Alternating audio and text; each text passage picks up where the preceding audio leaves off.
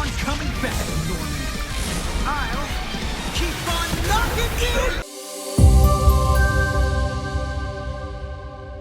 Marvel Tokon Fighting Souls Open Beta has come to a close, and between PlayStation Network outages and PC performance issues, it's been quite the weekend.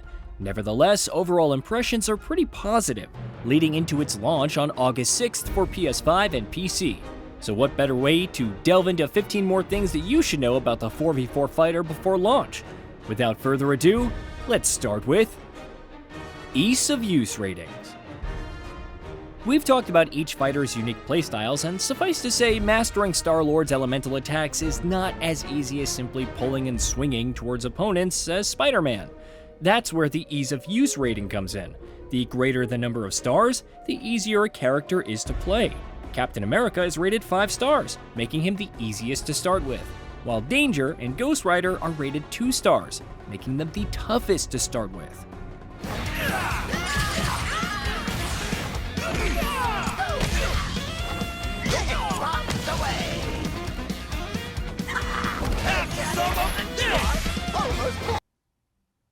Startup Battle. Training mode, as you'd expect, is there to practice and refine combos with various settings to customize opponents, but Startup Battle is where you'll really get started, as it lays out every single mechanic, from assemble to how the 4v4 format works, before challenging you to apply it all in a match. And if you're comfortable enough with the basics, you can skip them and dive into Tokon's complexities more quickly. Assemble counter. Assemble is the term for assists, and when you're in neutral, you can bring out as many as you want with a very slight cooldown. But there's one more. If you're good at reading an opponent, hitting back plus light attack plus assemble will cause your point character to counter the incoming hit and call in an ally for follow-up attack, which costs 1 point of your assemble gauge. Crossover. Unlike assemble counter, crossovers are performed when you're already in blocking stance, i.e., when caught in the corner.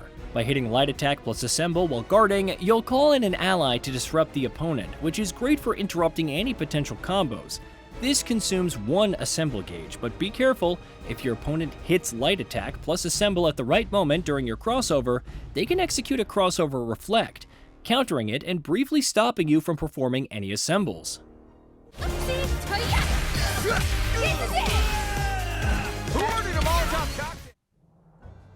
Assemble Smash. When executing a regular assemble, an ally's position in the top left character grid indicates which assists they'll perform. In the neutral position without any direction, a shooter assist is called in, good for long-range projectile attacks. Down plus assemble is the vertical assist, ideal for mid-air and whatnot, while back plus assemble executes an assault assist for unleashing a powerful skill. But what if you wanted to layeth the smacketh downeth on enemies with a barrage of coordinated attacks? That's where Assemble Smash comes in. It's performed with light attack plus assemble right when an enemy's attack lands, or even as an overhead, making it impossible to block when crouching. But if you hit the assemble button again when the initial smash lands, other allies are brought in for additional hits. And if that wasn't enough, performing it in midair will bypass projectiles, though it doesn't have armor, so other opposing attacks are fair game. Sure, this will completely spend your assemble gauge with all the follow-ups, but it's the style that counts. Speaking of which, combo gauge. In a game where it's easy enough to rack up combos once you know what to do and how each character works, it makes sense to have a combo gauge. It's the blue bar located right under the orange bar displaying the number of hits, and it effectively stops combos when maxed out. How you get around this is where Tokon's combat really comes together, because performing assembles will reduce the gauge and extend combos. Meanwhile, combos in midair cause the gauge to rise less than on the ground, thus allowing you to get some extra hits in to keep the combos rolling. Surprisingly extensive accessibility settings. Say what you will about PlayStation, but their games, even those from third-party developers, tend to offer a strong range of accessibility features. These include disabling excessive camera movement and effects for better visual comfort, a screen reader, mono audio, basic controller remapping, inverted sticks, and much more. PS5 features. Beyond the console's SSD enabling faster loading times and rematches, the Tempest 3D audio support, or even the support for DualSense's haptic feedback, which can be turned off of course, it's nice to see Marvel Tokon performing so well on the base PS5. Visuals are upscaled to 4K, and if you haven't noticed from all the trailers and gameplay thus far, they look very sharp. PS5 Pro uses PSSR. Far be it from the PS5 Pro to be left behind, and to no one's surprise, PlayStation Spectral Super Resolution is supported for improved image clarity. That means even crisper looking battles and visual splendor in stunning 4K. Next marks the spot.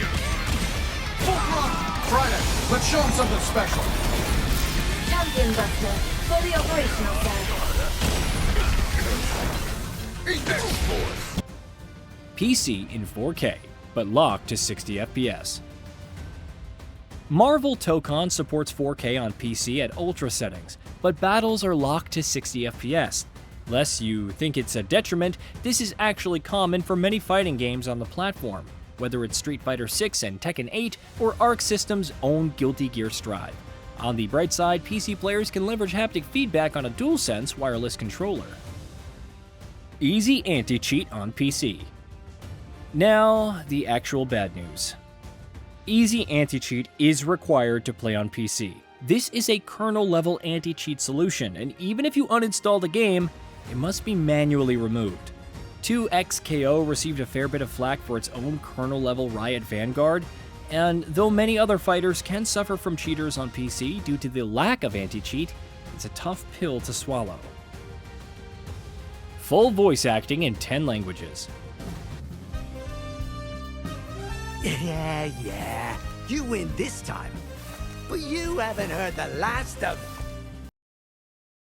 On the bright side, there's full voice acting in 10 languages, including English, Japanese, Italian, German, Spanish, Korean, Mandarin, and more.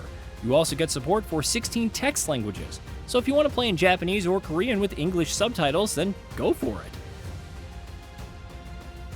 Standard, Deluxe, and Ultimate Editions. Marvel Tokon Fighting Souls will set you back by $60, the same as Street Fighter 6 at launch.